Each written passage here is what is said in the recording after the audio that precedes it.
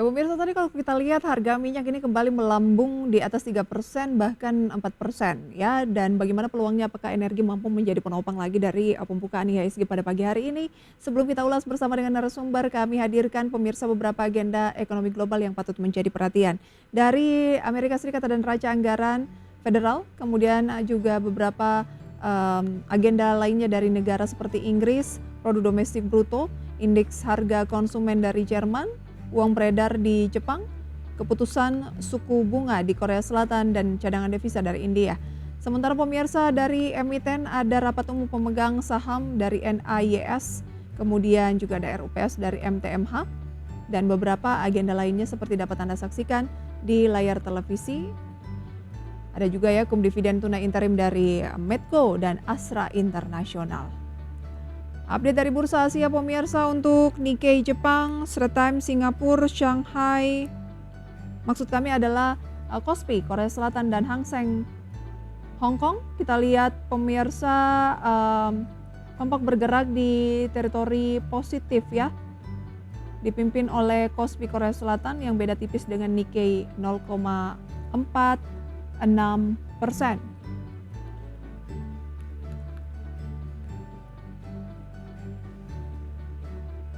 Dan pemirsa sudah tersambung melalui video conference pada pagi hari ini ada Mas Kenji Putrajaya yang merupakan Head of Business Development PT FAC Sekuritas Indonesia. Selamat pagi Mas Kenji. Selamat pagi Mbak Fisa. Selamat pagi. Terima kasih sudah join pada pagi hari ini Mas Kenji. Indeks harga saham gabungan kembali turun 7.400-an, makin jauh ya dengan level tertingginya kemarin sempat di 7.900. Anda melihatnya seperti apa sih? Lebih banyak di-drive oleh sentimen domestika, mungkin adanya ketidakpastian, kira-kira nanti pemerintahan baru seperti apa, jajaran menterinya seperti apa, menunggu tanggal 20 mungkin, ataupun juga sentimen dari eksternal, begitu ya, ada lebih rinci mengenai paket stimulus Amerika Serikat dan lain sebagainya. Kenapa IHSG kita ini cenderung turun? Apakah ini wajar atau bagaimana? Oke, jadi kalau kita lihat memang sentimennya untuk di Oktober inilah mendekati ini jelas menjelang pelantikan. Tadi Mbak Prisa betul saya sudah disebutkan siapa nanti kabinet-kabinet yang akan terpilih. Tentunya kan kebijakan atau polisi-polisi yang dibuat ini akan ditunggu nih oleh pelaku-pelaku bisnis. Nah, baik itu dari industri manufaktur dan teman-teman lah. Nah, ini saya rasa untuk domestik faktor krusial di sana Mbak Bisa. Jadi masih uncertainty-nya masih ada nih untuk siapa aja sih person in charge yang akan bertugasnya nanti untuk pemangku kebijakannya. Tapi dari sisi makro juga kalau kita lihat memang untuk dari let's say perang di Timur Tengah gitu, itu juga jadi sentimen negatif sendiri ya, dan juga untuk pertumbuhan ekonomi Amerika yang memang belum sesuai harapan nih, walaupun memang The Fed sudah ambil sikap lah terkait suku bunga. Nah ini yang masih jadi faktor pemberat nih, jadi sentimen positifnya masih kalah nih kalau kita lihat dari sentimen-sentimen yang agak uncertainty ataupun yang membuat market volatile begitu Mbak Risa.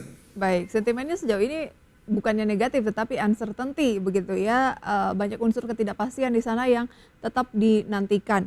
Baik, kalau kita pilah satu persatu, kita ulas satu persatu mengenai sentimen-sentimen yang mungkin paling utama saat ini ya. Kita lihat Wall Street semalam juga cenderung turun meskipun tidak terlalu dalam dari rekornya di Rabu sebelumnya karena rilis dari data inflasi di bulan September begitu ya, dan juga kalau nggak salah soal ketenaga kerjaan. Sejauh mana ini akan menjadi katalis untuk pasar Asia? Tadi itu sih kita lihat semuanya masih bergerak di teritori positif, atau saat ini Asia cenderung agak berbeda nih dengan bursa Amerika? Oke, jadi kalau kita juga pasti masih menunggu nih rilis data inflasi dari Amerika Serikat. Untuk keberlanjutannya itu menurut saya cukup jadi faktor yang penting. Kenapa? Untuk pasar Asia ya utamanya. Karena yang kita harapkan adalah The Fed akan melakukan continuity untuk kebijakan-kebijakan atau polisi-polisi yang mereka buat yang lebih bersifat dovish nih.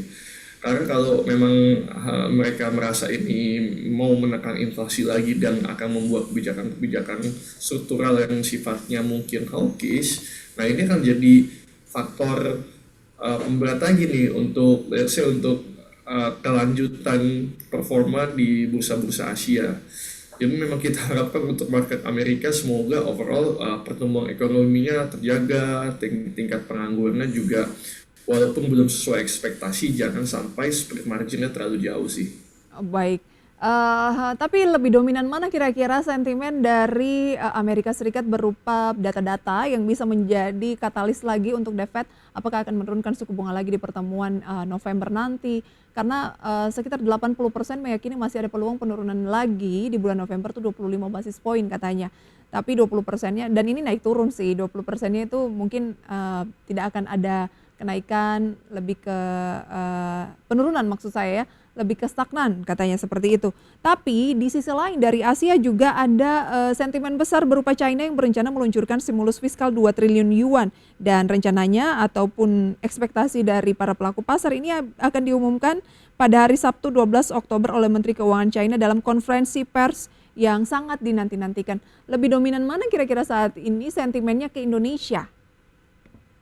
Oke, untuk market US yang kita perlu highlight itu cukup signifikan menurut saya.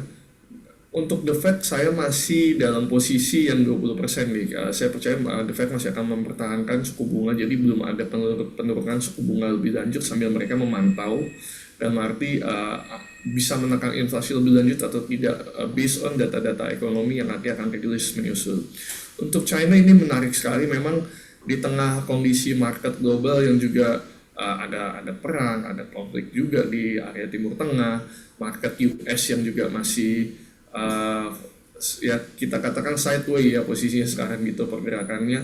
Tapi China melakukan gebrakan dan memberikan stimulus fiskal, dan ini menurut saya untuk bursa Asia apalagi emerging market seperti Indonesia ini sebuah sentimen yang positif. Biasanya yang terdongkrak itu salah satunya di sektor teknologi. Jadi banyak pelaku bisnis atau pelaku pasar ini mereka biasanya akan tertrigger nih dengan adanya stimulus fiskal yang diberikan oleh pemerintah China, dan mereka akan mempertimbangkan atau bahkan memindahkan untuk proses bisnisnya beberapa seperti manufaktur dan yang lain-lainnya ke China. Itu Baik. sih peluangnya saya lihat, Mbak Prisa. Nah, kalau di Indonesia kira-kira peluangnya seperti apa, khususnya di pasar modal?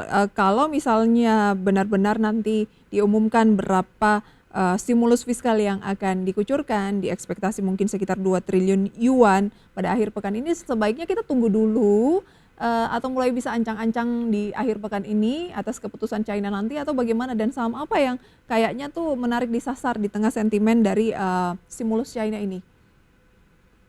Oke, untuk posisi untuk teman-teman investor ini saya rasa baiknya wait and see dulu Wait sambil and see kita lihat dulu. lebih jelas nih. Oke. Betul. Jadi support yang diberikan ini akan lebih mendukung ke sektor mana? Tapi yang saya rasa sudah bisa dipertimbangkan atau sudah bisa dilirik nih, energi menarik. Komoditas-komoditas utamanya kenapa? Biasanya karena hubungan kita dan China salah satu paling besar dari sisi komoditas tentu saja batu bara begitu. Nah ini emiten-emiten yang berhubungan dengan batu bara itu juga menurut saya menarik gitu. Kalau Oh, yang kita ngomong China, crude oil menarik Mbak Fisa. Jadi emiten yang crude oil dan batu bara. Ini menurut saya kita bisa pantau, technical sudah cukup oke, masuk level support, kita sudah bisa akumbai. baik. Yang berkaitan dengan coal, kemudian juga minyak begitu ya, apalagi konflik Timur Tengah dan ada saat ini badai Milton di Amerika Serikat itu membuat harga minyak dunia itu melambung lagi 4%. Tadi WTI kalau nggak salah sudah di 75 dolar Amerika Serikat per barrel, dari sebelumnya itu sekitaran hanya 73. Jadi hari ini kita mainnya atau liriknya begitu ya di emiten-emiten terkait energi. Betul, untuk itu nanti akan tercermin di saham rekomendasi saya hari ini. Memang masih short term dulu untuk sementara sambil kita sekali lagi menunggu konkretnya sektor-sektor mana yang akan yang diberikan stimulus lebih nih oleh pemerintah dari China. Baik, di tengah minyak yang melambung 4% ditopang badai Amerika dan perang Israel-Iran, serta stimulus dari China yang menurut Anda jangka pendek lebih menarik ke energi, bisa mencermati saham-saham berbasis energi begitu ya. Saham-saham apa nih dari energi yang Mas Kenci lihat peluangnya masih cukup menarik, kenaikannya belum terlalu signifikan sehingga range untuk gain masih cukup menarik begitu untuk kita lakukan pembelian? Oke, kalau dari saya dari crude oil ini memang kenapa salah satunya ada Medco gitu, Medco Energy. Ini saya rasa dengan gangguan rantai pasok ya terkait crude oil khususnya akibat konflik yang lagi terjadi nih di global, ini akan jadi stimulus sendiri dan Mas Kenji bisa dengar suara saya? mungkin lebih melirik ke arah. Yes, Mbak Prisa. Ya, silakan dilanjutkan. Jelas. Untuk Medco seperti apa? Oke, untuk Medco cukup menarik dari sisi makronya. Gangguan rantai pasok biasanya akan berimpact lagi dengan demand yang meningkat nih, hopefully untuk kita bisa akomodir begitu dari Medco. Untuk coal, kalau untuk coal PTBA Mbak Prisa yang saya lirik karena secara price range masih cukup menarik nih. Oke, ada Medco dan juga PTBA, tapi Medco hari ini adalah sedang kum dividen tunai interim. Nanti akan kita ulas lebih jauh semenarik apa Medco dilirik di tengah kum dividen interimnya. Usai jeda ya Mas Kenci dan juga pemirsa, rekomendasi saham pilihan kami hadirkan. Tetaplah bersama kami dalam segmen Market Buzz. Terima kasih pemirsa, Anda kembali bersama kami di segmen Market Buzz dan kita kembali akan berbincang bersama dengan Mas Kenci. Dan kita akan membahas rekomendasi saham pilihan yang sudah kami rangkum dalam grafis berikut ini.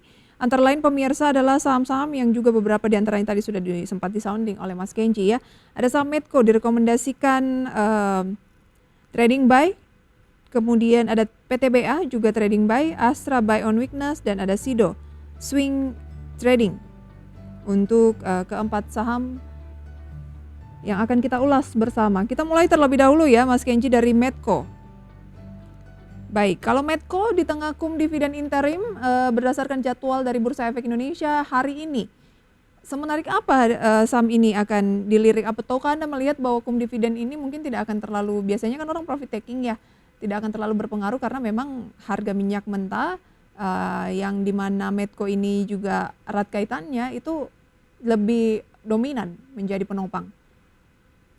Oke, betul. Kalau secara kita ngomong atau kita bicara habit, memang kalau posisi kumdit memang rata-rata market ini melakukan profit taking.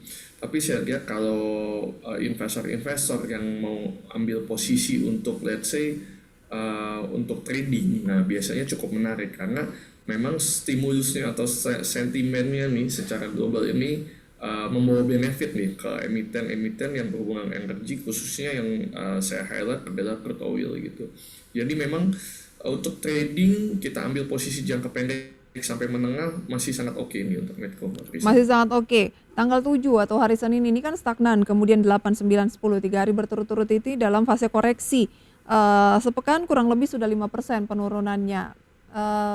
Strategi yang tepat di saham yang polanya seperti ini tuh bagaimana? Kalau untuk yang polanya seperti ini memang kita baiknya tunggu mendekati area support. Jadi kalau memang dia sudah mau support lagi, biasanya kita sudah ambil posisi.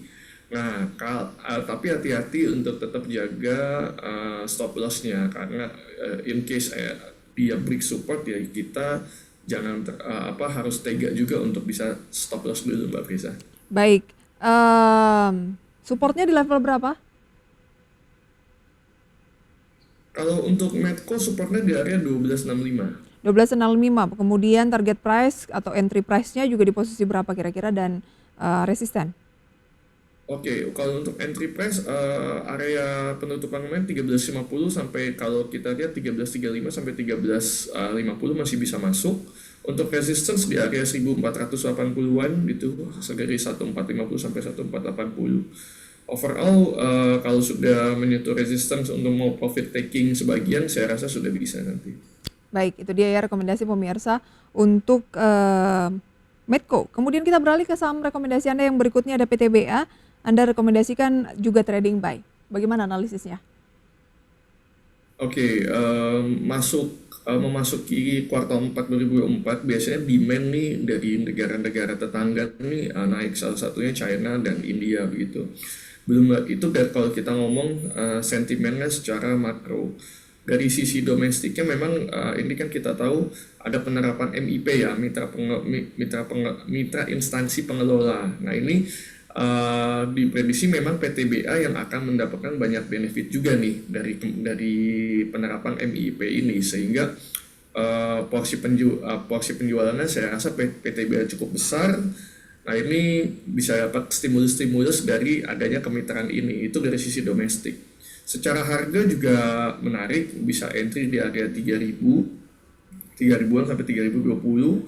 Target price memang nggak terlalu jauh, kita incar untuk short sampai medium term di 3.300. Stop loss atau supportnya jaga-jaga di 2.900 untuk target price mungkin tembus apabila sudah break di area 3180 Mbak Lisa. 3180 memang tidak terlalu jauh, ini lebih ke trading jangka pendek saja, mengikuti momentum yang ada saat ini. Dan betul saja setelah 3 hari melemah untuk PTBA, pagi hari ini ada harapan dengan penguatan sekitar 1% di 3060 ya.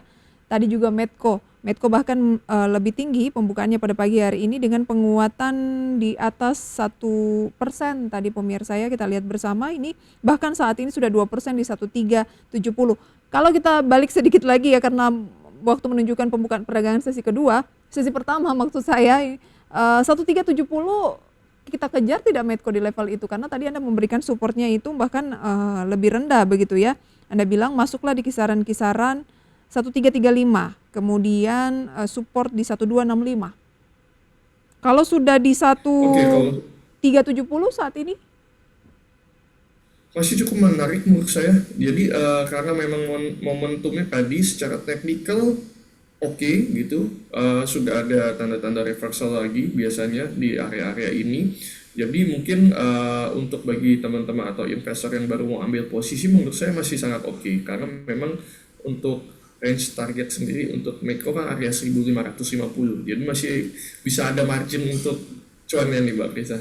Oke, masih ada margin untuk cuan ya untuk Medco, dan juga tadi ada PTBA. Baik, itu kalau kita mencermati energi, Anda lebih melirik saham-saham komoditas yang tadi ya, ada Medco dan juga PTBA untuk trading jangka pendek. Nah, kalau Astra International hari ini juga kalau nggak salah adalah dividen interimnya. Kenapa Anda merekomendasikan buy on weakness? Dan juga ada Sido, nanti kita ulas di satu segmen terakhir pemirsa. Tetaplah bersama kami dalam segmen Market Buzz. Terima kasih pemirsa, Anda kembali bersama kami dalam segmen Market Buzz. Kita ke pembukaan perdagangan sesi pertama pada hari Jumat ini, di mana indeks harga saham gabungan di tanggal 11 Oktober 2024 dibuka pemirsa di teritori positif dengan penguatan 0,56%, 41 poin, 7.523. Dan sebelumnya pemirsa kemarin IHSG ditutup di 7.480, hari ini kembali menembus 7.500-an dengan nilai tukar rupiah terhadap dolar Amerika Serikat juga menguat tipis 0,07% di 15.649. Berikut adalah sektor yang memimpin penguatan pagi hari ini adalah properti yang naik 1%, energi 0,92%, dan beberapa sektor lainnya mayoritas ini bergerak di teritori positif pemirsa. Dan hanya satu sektor hari ini yang bergerak di teritori negatif. Kemudian dari gainers ada banking, BBRI naik 1,44% di 4930, Bumi naik 4% di 136, Medco yang merupakan rekomendasi saham pilihan dari Mas Kenji tadi naik di atas 1%, 1365, BRMS naik 3%, Buka, kemudian KOBX 13%, Elsa, kemudian ICBP dan juga ada ISAT. Losers pemirsa ada LIVE, Gria, kemudian ada Fern, TAYS, DMMX, Bull, DSNG, MANG, dan beberapa saham lainnya. Kita lanjutkan perbincangan bersama dengan Mas Kenji. Mas Kenji, kita lihat ya Bumi, kemudian juga ada BRMS, ini juga mengalami penguatan. Meskipun tidak masuk dalam rekomendasi saham pilihan Anda. Tapi Anda analisisnya bagaimana sih untuk kedua saham ini? Oke, kalau untuk Bumi dan BRMS mungkin saya lebih fokus ke teknikalnya mungkin Mbak Prisa ya. Kalau untuk sekarang untuk Bumi, kalau untuk yang mitigasi resikonya menengah lah katakan. Untuk trading saya rasa untuk bumi masih bisa jadi opsi gitu. Jadi kalau masuk di area 130 sampai 135 dengan target price yang nggak terlalu jauh di area 148, untuk trading tipis-tipis masih bisa. Baik, kalau bicara Nah kalau fundament, untuk BRMS, ya silakan dilanjutkan Mas Kenji. Kalau BRMS kalau untuk seperti apa? oke. Kalau untuk BRMS masih sama, range-nya, cuma mungkin untuk targetnya nggak bisa terlalu jauh ya, area 286 sampai 290 kalau untuk BRMS. Menurut saya lebih menarik bumi masih Mbak Risa. Oh, lebih oke bumi dibanding BRMS, dan tapi lebih ke trading-trading jangka pendek saja. Secara fundamental Anda tidak melihat ada yang menarik begitu ya, tapi lebih ke teknikal saja atau trading jangka pendek di kedua saham ini. Seperti itu ya. Di tengah momentum Betul sekali harga Mbak Risa. minyak yang melambungkan energi. Oke, Elsa, kalau tadi kan Anda lebih ke Medco ya. Kalau Elsa bagaimana? Ini kan juga erat kaitannya dengan energi ya. Nah, untuk Elsa sendiri secara harga memang belakangan ini setelah sempat gap down cukup jauh begitu ya, masih sideway ini ada peluang apabila bisa nanti break di area 500, ini ada chance untuk bisa menyentuh level resistance berikutnya di area sekitar 550. Tapi ya notes-nya itu kalau berhasil break di atas 500 terlebih dahulu dari sisi harga. Baik, harus break dulu di atas level 500, level tertingginya di sepanjang pekan ini ada di sekitar 535. Tapi kalau misalnya tidak bisa break di atas level 500, mungkin sabar dulu ya di saham Elsa karena kemungkinan belum akan kemana-mana seperti itu ya. Betul. Oke, Untuk secara teknikal. baik. Kita tinggalkan mengenai saham energi, kita beralih ke rekomendasi Anda berikutnya tadi. Selain Medco, PTBA, Anda juga merekomendasikan Astra, di mana nilai transaksi Astra pada pagi hari ini juga masuk dalam 10 yang terbesar. Dividen interim hari ini, seberapa menarik saham ASII? Oke, kalau sentimennya pasti dividen interimnya, dan juga uh, yang kita expect adalah kenapa Astra, walaupun kalau kita bicara secara sektoral mungkin belum ada stimulus yang greget nih katakanlah. Kembali lagi, sambil kita menunggu pelantikan dan juga kabinet yang akan mengisi, biasanya salah satu yang jadi hot propertinya ini adalah sektor manufaktur. Kebijakan apa sih yang akan dibawa, dan biasanya akan ada gebrakan-gebrakan at least untuk menstimulus untuk jangka pendek sehingga bisa lebih menarik lagi untuk sektor khususnya sektor manufacture ya. Jadi saya rasa secara teknikal juga makanya rekomendasi saya buy on weakness, sambil kita wait and see dulu, kita buy on weakness, mulai tampung dulu. Nanti once ketika sudah lebih ada kejelasan nih soal policy atau bahkan stimulus yang sudah dideclare gitu, itu saya rasa ada potensi untuk bisa reach di area 5.300-an. Oh, ini adalah saham yang kalau mau menabung dari sekarang, ini pilihannya. Kalau nanti sentimennya sudah mulai kelihatan jelas begitu ya, siapa saja jajaran kabinet dari Prabowo Gibran, mungkin ini adalah saham yang kemungkinan fundamentalnya akan kembali membaik. Jadi belilah di harga-harga mumpung lagi cenderung koreksi saat ini, begitu. Betul, jadi pas murah kita bisa akum dulu nih Mbak. Baik. Ada support dan resisten terdekat untuk ASII? Kalau untuk Astra, waspada support area 4.700 sampai 4.710, resistance-nya masih area 5.170-an sampai 5.225 Kalau untuk level-level resistance. masuknya di posisi berapa? Level masuk, kalau nanti memang ada koreksi lanjutan, saya rasa area 4.900 sampai 5.000, awal di bawah 5.100 masih menarik Mbak Risa Oke. untuk Astra. Singkat saja, swing trade kata Mas Kenji. Untuk rekomendasi saham berikutnya itu adalah Sido. Oke, Sido seperti biasa semester 2 growth-nya, penjualannya bisa naik, sentimen musim dingin gitu, jadi produksinya juga digenjot. Di market juga produknya kalau kita lihat cukup diminati gitu, jadi Fundamentalnya oke, ada sentimen biaya bahan baku yang lebih rendah. Nah, ini untuk swing trade bisa untuk target price area 800 sampai 830. 800 sampai 830, lebih ke swing trading saja terlebih dahulu ya. Singkat saja Mas Kenji sebelum kita akhiri, tips untuk pemirsa di rumah besok ini kan ada dari China mengenai stimulus, besarannya seperti apa, mungkin itu juga yang mendongkrak properti hari ini. Ada tips nggak untuk minggu ke depan? Oke, kalau untuk market US saya nggak ada, mungkin lebih ke data inflasi nanti atau dan data-data susulan. Untuk China yang menarik, jadi sektor mana yang akan porsinya lebih besar, itu yang saya rasa kita bisa highlight, dan emiten apa yang impactful dari sisi domestiknya kita yang berhubungan, kayak tadi energi dan juga properti. Saya rasa pemerintah China juga lagi galakan ya, jadi saya rasa dua sektor itu bisa jadi opsi untuk dipantau terlebih dahulu, Mbak. Baik, dan dua sektor itulah yang pagi hari ini pemirsa menjadi eh, sektor dengan penguatan tertinggi, ada properti dan juga energi di posisi kedua.